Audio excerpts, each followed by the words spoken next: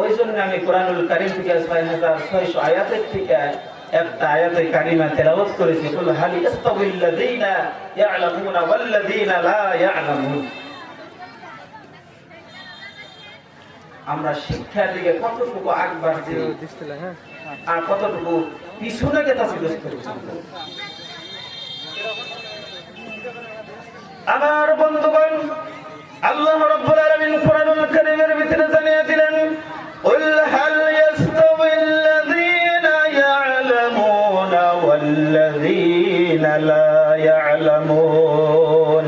জোরে জোরে বলুন আল্লাহু আকবার।